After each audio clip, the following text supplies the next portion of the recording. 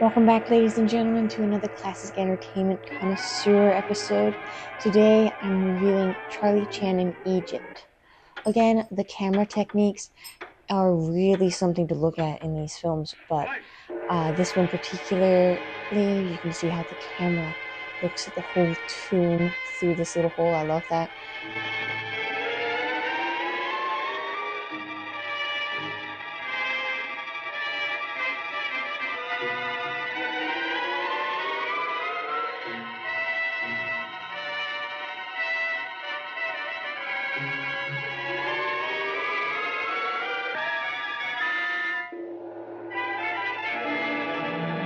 And then the plane's shadow on the sand.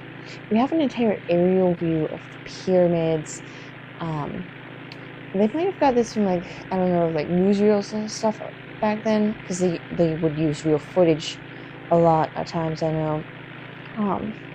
And remember, aerial views back then, you had to hang halfway out of a plane with this huge camera. Cameras were a lot bigger and heavier back then. So it wasn't the same as this, long before drones and stuff. So it would have been much harder to get this. And the sets in this one also really something to look at. All the ancient Egyptian artifacts. Look at that archway there. They seem to have put a lot of work in to this set here. Notice how Charlie mentions he just came from Paris. I think this is something I actually never really paid too much attention to before. But in London, after he finishes his case in London, London bank firm sends him to Paris to investigate something in Paris.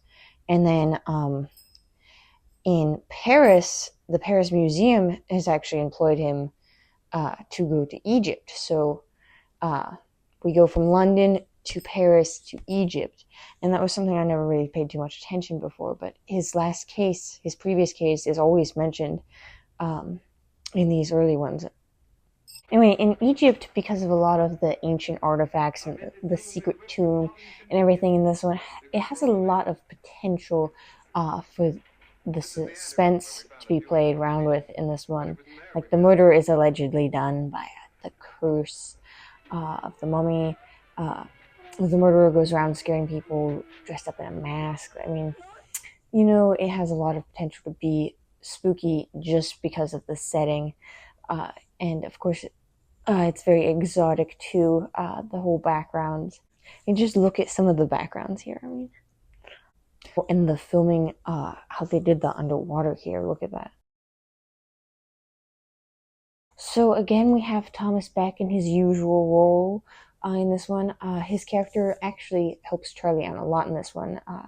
Lee is not in Egypt, so we get more from the characters that are already there. This guy becomes a very close assistant to Charlie in this film. And he even stumbles upon the secret identity of the murderer. So another great Thomas Beck role. Now this one also has James Eagles, this guy right here. I couldn't really find anything on him. I kind of looked him up, so that shouldn't really find a lot of information on him. But I have seen him in several other films. He's in the 13th Guest, and then there's a Frankie Darro movie that features him. He's an incredible actor. In this, he has a very dramatic role. Even the film critics of the time mentioned him in while reviewing this movie, that next to Warner Oland himself, this guy had a very standout performance. So he plays sort of a crazy, superstitious guy, and that's it's really not an easy feat to get this performance. So next to him, there's also Pat Patterson. I also don't think I've really seen her in a lot either, but her performance in this is super awesome. She plays a damsel in distress kind of character, and her and Thomas Beck are really well paired. Rita Hayworth was a complete unknown, still going by her name Rita Consino in this. She has a very small cameo This is one of her early roles, and she has a few random close-ups, I guess, in this, because she was being groomed for a larger role in an upcoming movie. Character actor Stephen Fetchit serves as a comedic assistant in this one. The character he plays in this is the screen persona he became known for and built a successful career off of. He's credited to be a big influence on Matt Moreland as well, who appears as a reoccurring sidekick in a number of the later Chan films, whom I'll also be talking about soon. Well, anyway, I do really recommend Charlie Chan and Egypt if you're interested in Charlie Chan. If you're just simply interested in old murder mysteries, this one has a lot of good plot, and the cinematography is fantastic. If you've seen it, I want to hear what you think about it in the comments. Thanks again for watching, and the upcoming video, I'll be talking about Charlie Chan in Shanghai.